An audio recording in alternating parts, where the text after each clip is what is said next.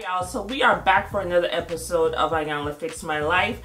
This is season 6, episode 16, and the title itself is long. This is a two-parter and the title is long. Female Felons, Healing is the New Black. This is part 1. There's 2 parts to this little saga, so this is part 1. Alright, so the episode starts off with 3 felons. Alright, I don't even want to call them that. I honestly don't, but that's what they are. They are felons. They are women that were incarcerated and all for the same issues, drug-related issues. Well, not drug-related, but they had some men in their lives. Okay, we'll get to that. Alright, so we had 3 women. They met in prison and they formed a family, so to speak. We have Tai, Brandi, and Matilda. Now, the 3 women sit down. Iyanla speaks to them to kind of get a feel of them as she normally does. And she spoke to Tai, and Tai said that the way she got caught up is she was in a relationship with someone. He was a drug dealer, and the police came to her house and kicked in her door. And the judge allowed her to wait out her, I guess, turning herself in because she was pregnant. A month after she gave birth, she turned herself in. So she's kind of dealing with, I think she spent 4 years in jail, so she's kind of dealing with the aftermath of not being there for her kids. I think she has 3 children, or the other girl has 3 children. One of them got 3 children, but she's dealing with the aftermath. Son that was born right before she went to jail. He is now 5 years old, and I'm assuming she doesn't really have a good relationship with him. And I mean, there's no way you can have a good relationship with someone that basically abandoned you. And that's what he, in my opinion, that is what he's thinking of, like she abandoned him. So she said that she has been buying him things and trying to supplement that not being there with material things. So that is an issue that Iyanla is going to tackle. Iyanla asked her about her home life, and she said that when she grew up in the trap house. Her mama was a crackhead, and I don't know if it was crack, but her mama was a drug addict, and she grew up in that environment. So that's all she knew. And she had gotten a scholarship to go to a good school. She wanted to be an obstetrician. Did she say obstetrician? Yeah.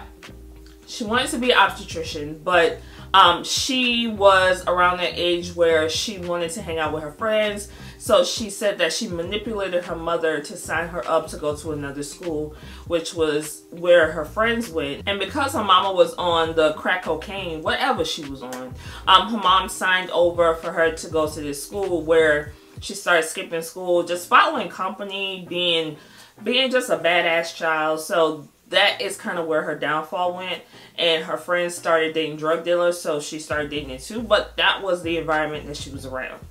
Now we have Brandi. Brandi is, I think Brandi is 34, and she also spent 4 years in jail. And I think she was sentenced to 10, but she only did 4, if I'm not mistaken. So Brandi, story was a little different, but they all kind of coincided with each other. Brandi was in a relationship with somebody, her child's father, and he was also a drug dealer. That's all she knew. And her father was also a drug dealer. So she grew up in that lifestyle. She said that she went to the best schools, and they took vacation and stuff like that. She didn't see anything wrong with the men in her life selling drugs because it provided her a lifestyle that she was accustomed to. Because her father, he was always home at night. He wasn't out on the streets all the time. So he was, even though he was pushing the shit to the community, he was still a good guy to her because that was her daddy and he was always at home. So her arrest was kind of similar. They came to her house. She called her father, and because he a drug kingpin, he told her to don't open the door because if they didn't kick in the door, they didn't have a warrant. So she was sentenced to 10 years as well. And I noticed that they hadn't really said anything about the guys that they were with, but hopefully Iyanla talks about that in part 2. I don't really know. But then we get Matilda. Now Matilda is the oldest. Matilda is the mama of the group. And Matilda has been in jail. She was sentenced to 30 years and she spent 18. Now, Matilda said the reason why she was sentenced to prison, I should say, the reason she was sentenced to prison is because her sons were selling drugs. And I think the police wanted her to give her sons up and she decided not to. And then she was sentenced to 18 years. No, 30 years, I should say. Now, when Matilda was telling this story, something seemed off because I am not the most crafty bitch in the world. I don't know anything about crime. I don't know anything about any of this life. I don't know. But if you... Now, I don't know if she was... Okay. I don't know if she was... They got her... Okay. Initially, when she said the story, I didn't know if they got her on the fact that her kids were probably selling it at her house. Or... Because I didn't understand how she would get 30 years. I just didn't... Something about the story just was not curling over for me. So, she said that she has 10 children. And her family's a mess. She wasn't really there. Her son, she said that her son sold drugs because she was working, she was in school, and it was just her, and they didn't want to see their mom struggling, so they sold drugs to help her. She romanticized it to me. She romanticized the whole, they were doing it just to help their struggling mother. She romanticized the fact that they were pushing drugs to the community to make herself and her kids seem better. So, but something about that didn't sound right to me. And my third eye was right. Alright, so while Iyanla was talking to Matilda, Matilda started getting mad because I guess when you are faced with your own fuck shit, you kind of get defensive, and she was getting defensive. She did not like the fact that, not Matilda, she didn't like the fact that Iyanla was kind of chastising her for her decisions. She said that she got locked up at 45, so now she's in her 60s. And she said that, you know, she had to do what she had to do, basically take the money in order to provide for her children. My opinion, if you have to struggle and sell drugs and all that, why did you have all them kids? She said she had 10. Why did you have all them kids if you could not take care of these children? That is always my thing, but you know, who am I? I don't have any, so whatever. So Iyanla sits with the women, and she sits with Matilda first. And Matilda talked about her growing up. She said that her mom was 19. She was a nursing student, and once she got pregnant, it was like her mom was really disappointed, and her mom didn't raise her. Her mom's mother, Matilda's grandmother, raised her. At three days old, she gave Matilda to her mother to raise her. But Matilda does have a sister that the mother raised. So when I see things like that, I kind of wonder what kind of issues that they had. Like, not they, but the mom. I always think of, was this a pregnancy that was unwarranted as far as something happened and she got pregnant or something like that? Because if I see a mom raising one kid but the other kid lives with a grandparent, I'm like, okay, something about this ain't right. So she said that she feels like her mom loved her, but there was some disconnect there that she kind of really didn't want to get into. She said that she got pregnant at the age of 15. She was looking for a father figure, and she got pregnant by a man in his 20s. And at 15, I guess her grandmother kicked her out, so it was just her. And she had no man, but she had a baby. So that was when the shit started for her. Matilda desperately wants to get a connection back with her family. After being gone for 18 years, I mean, your connection is pretty much lost. So she said that she feels guilty for the decision she made. And she's still not delving into shit. It don't seem right. And I'm surprised that Iyanla didn't really pick up on it, because I picked up on it immediately. Like, something don't seem right about this story. Iyanla gave Matilda one of those mammy titty hugs that she's just so famous for giving. I want one of them hugs. I want to be cradled in her bosom like a child and just fall asleep on her fluffy pillows. That's what I want to do. But, you know. Alright, so Iyanla sits with Brandi, and she is basically pointing Brandi in a different position. She wants to know, was Brandi in love with any of the people that she was with? They were all drug dealers. She said she never dated a regular dude. Was she in love with any of these men, or did she love what they could give her? Because her father gave her things. So she wanted to know, did she love any of these men for them or what they can give her? And Brandi basically said, you know, I loved what they gave me. So Iyanla called her a hoe. I mean, the definition alone of a hoe. I mean, you are providing a service and they are paying you monetarily. So that's basically what she's doing. And she said that she don't feel like she was a hoe because she's not out on the hoe stroll. No, Iyanla said, that's a whore, honey. That's a whore. You was a hoe. I mean, technically you were a hoe. I mean, if you are sleeping with men, you don't really like them like that, but you are sleeping with these men, giving them sex in exchange for monetary things or material things, that makes you a little bit of a hoe, you know. But I think she was taken aback that Iyanla called her a hoe, but she calls a thing, so I don't know why you're surprised. She felt like she didn't consider it being a hoe. She felt like she just had high standards. A lot of you women walk around think you got high standards when you're just a hoe in disguise. I hope you know that. Okay? Not y'all. Just in the women who do that. But not y'all. Y'all good. I love y'all. Brandi said she felt guilty because her father passed away when she was in prison and she couldn't really be there for her family. And honestly, watching this kind of took me back to something.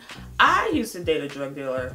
I was what, 19, 20 years old. First and last drug dealer I've ever dated. And I'm thinking, like, if things had went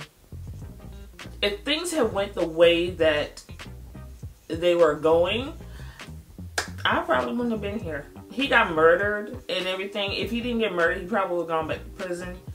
And shit, I probably would have went with him because I was with him. So it kind of made me think, thank God, the path, I switched my path up. May he rest in peace. If y'all want to know that story, I can tell you guys another time. But yeah, I was a drug dealer's girlfriend. Not proud of it. Not proud. Honestly, not proud of it. I was 19. I was stupid. I didn't know what the fuck I was doing. But yeah. So, anyways, Iyanla sits with all the women. Did she sit with Tai? That's her name? Tai? Iyanla sits with the women again, and she basically tells them that they're all connected in chaos. They are the cautionary tale of each other, which is true. If you didn't hear their story, you wouldn't have known it. But once you hear it, they are connected in some way, and that is, she said, that is how they found each other in prison. They were connected and didn't even know. So then you hear a doorbell ring, and this is when I said, okay, this is one of her skits. Iyanla does these skits. Some of them are just, I don't understand them. And, you know, this one, okay, I got it. So there was a probation officer, I guess, police officer, guy dressed up as a police officer, came in and basically sentenced them to their life. Basically, this is the court of life. And he basically told them their charges of neglecting children, of, you know, stopping their lives or whatever the case. So, so she told them that she was going to take them on a journey. This is a court, and this is how she is going to handle their situations as far as helping them heal and getting out of the mindset of prison, because they're still thinking within the prison walls. All right, so the next morning, Iyanla sits with the ladies, and as they're sitting down, Iyanla noticed that they are very straight up and down. Like, they're not moving, they're not swaying. Iyanla is sitting on a chair doing this, and they're just kind of like in one space. And she said that they're still acting like they're in prison. And they say, yeah, it's embedded in your mind. Once you are in there and you come out, you live your life like you're still in that box. You're still in that stern little section of your life. So she asked Matilda how was her night. Matilda said that, you know, it still felt like she was locked up, and I'm assuming that's how it would be. In I listen to a lot of crime podcasts. I love crime shows, and I listen to one of my favorite podcasts, the Truth and Justice podcast, and one of the people that they did a story on just got released, and I am so proud that he got released. I was pulling for him to get released, and the next step is exoneration. And he was locked up for a crime he never committed, 20 years.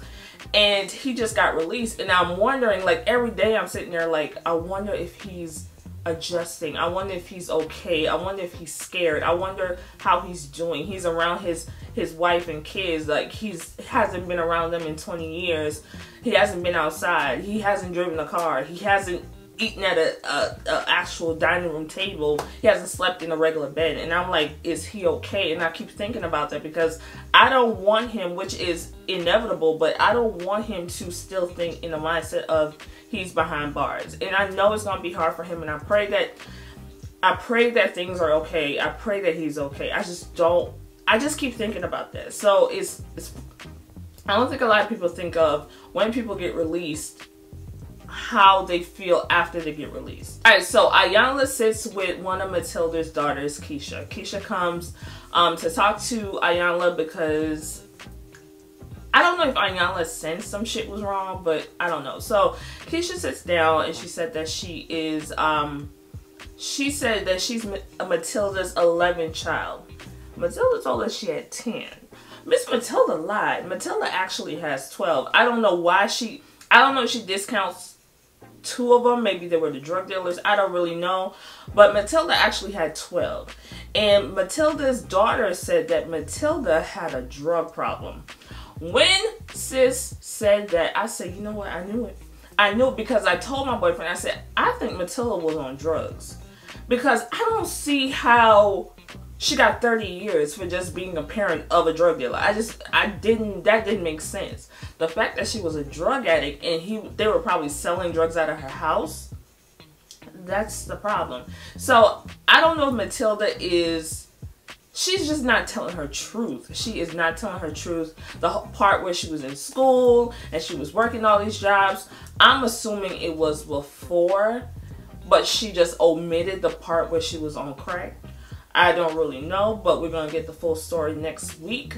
And Iyanla was shocked that Matilda didn't tell her any of this. Matilda, to me, she is not open to the process. She is there, but I think she is there because the 2 girls who she considers her daughters, they are there. So she is there as a support to them, but really not to heal herself. So I think that's another issue. And the daughter said that the family basically abandoned her and her other sister. So that's a lot of issues, especially with Matilda, that I think we're going to be tackling next week. And Iyanla is going to cuss her out.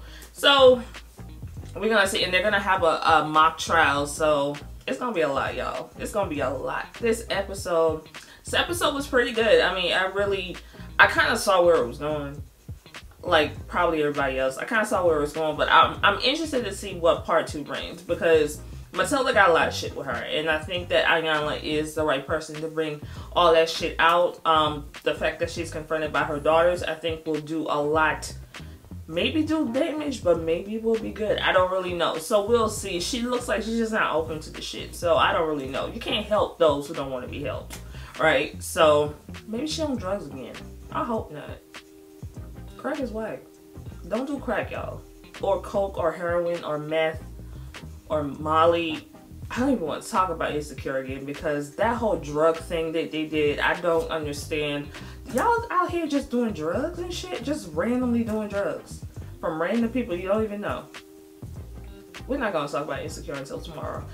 Anyways, I hope you guys enjoyed this episode. Let me know what you thought of the episode. Did you see that? Did you get the sense that Matilda just did not want to be there? Did you get the sense that she was a drug addict?